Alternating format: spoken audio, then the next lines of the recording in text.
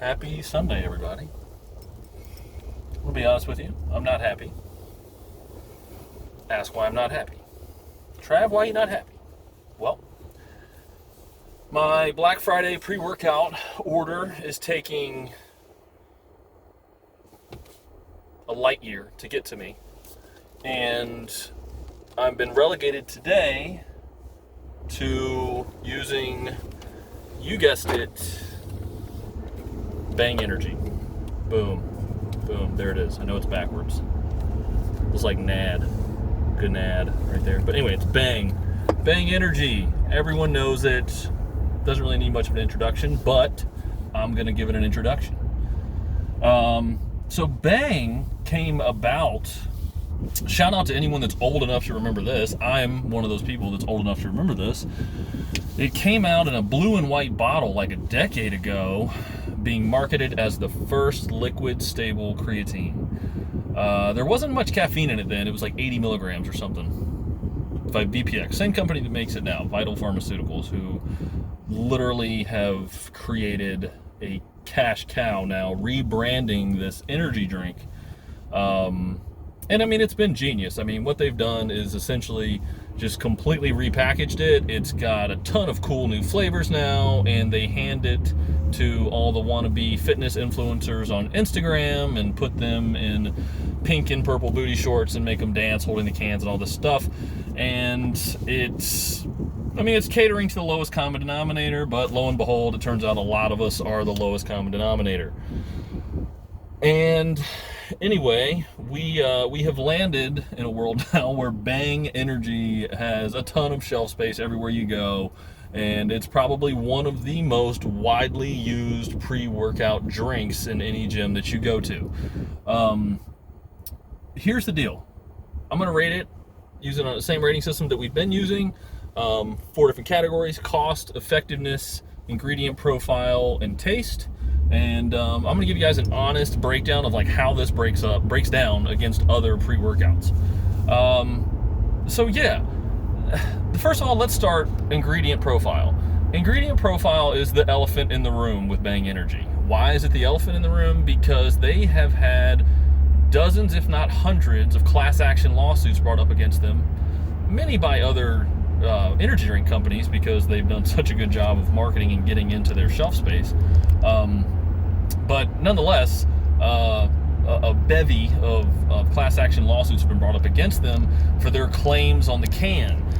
Some of the claims, being their, once again, liquid stable creatine called super creatine, and Ultra, CoQ10, and EA aminos, and all those things that line the top portion of the can up here.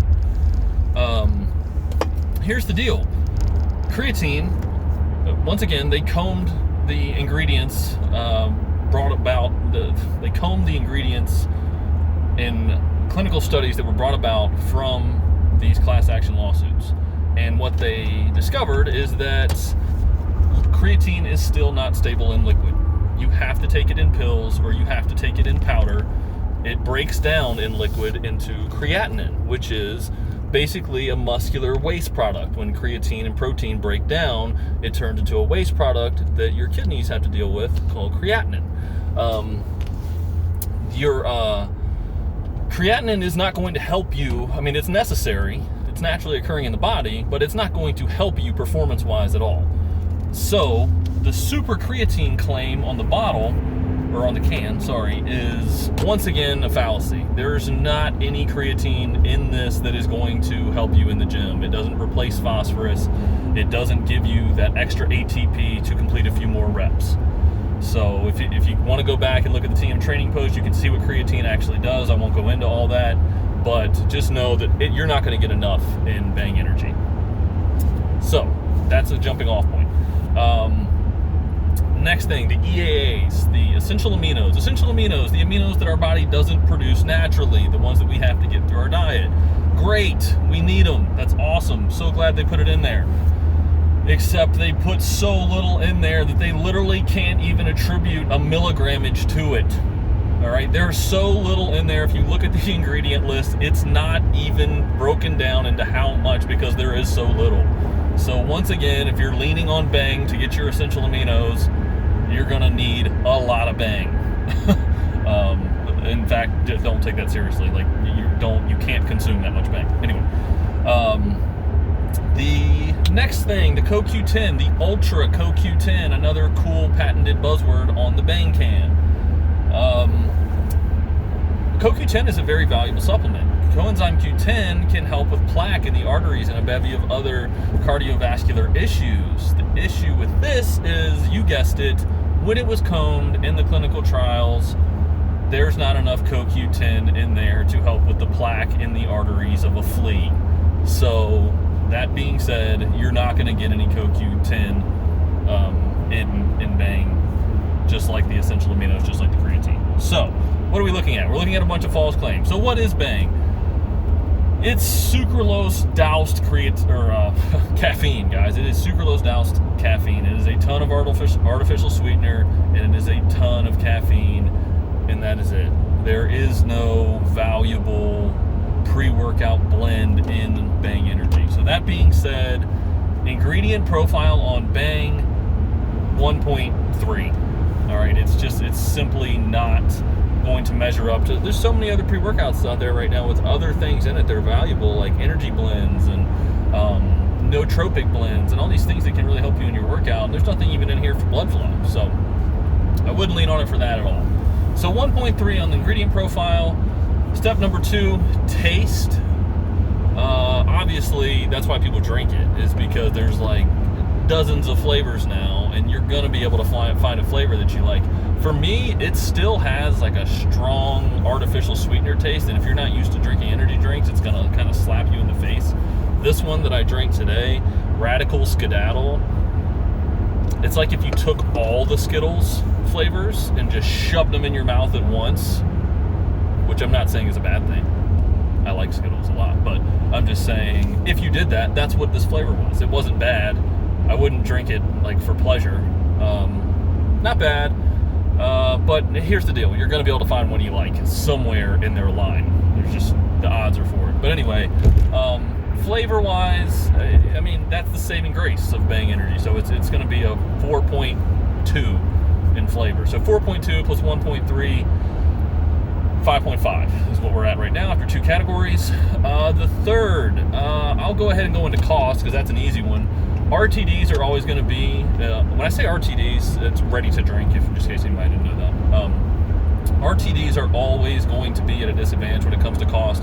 They're much more expensive than buying a pre-workout powder. I mean, it's just infinitely more expensive.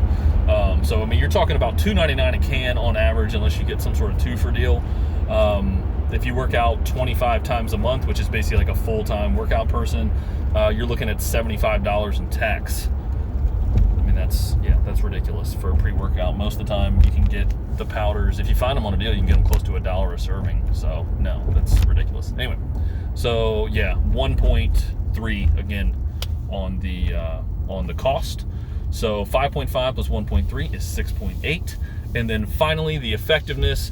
I mean, guys, you can go back to the ingredient profile here. There's nothing in here for blood flow. There's no beta-alanine. There's no citrulline. There's nothing to buffer lactic acid buildup. There's nothing like as far as the nootropic blends or anything like that. There's simply 300 milligrams of caffeine. That's what you're paying for. Which I'm fully aware is why people drink it. That's fine. I mean, if you just need to get a bump after work to kind of get back to operating level, I feel you 100%. But in my opinion, there's almost any other pre-workout on the market is going to do the same thing and give you more. So effectiveness-wise, it never really does. It never really has done much for me. And when you take into account the lack of other ingredients in it to help you in any other element of your workout other than just getting a happy little buzz, I'm going to go ahead and I'm going to give the effectiveness a 1.6. So where were we at? It was 5.5 plus 1.3 is 6.8. I picked a weird number. 6.8 plus 1 plus 1.6. 8.4. 8.4 out of 20 for Bang. I know it's the favorites of a lot of people. I would just encourage you, if you're stuck buying a Bang every day, just try any other pre-workout. Try any powder version pre-workout and see if it doesn't do the same or better for you energy-wise, and do better for endurance, and give you a better pump. You know, there's no reason to blow $3 a day on a can of Bang, in my opinion. Anyway, that is my curmudgeon Bang energy review. That being said, I don't care what you guys do. Keep drinking it. Just don't keep setting it on the plyo boxes in the gym. That's annoying as shit. Stop using the plyo boxes as Bang energy coffee tables. In fact, if you take nothing from this video, just stop setting your Bang energy on plyo boxes. Thank you. Have a good night.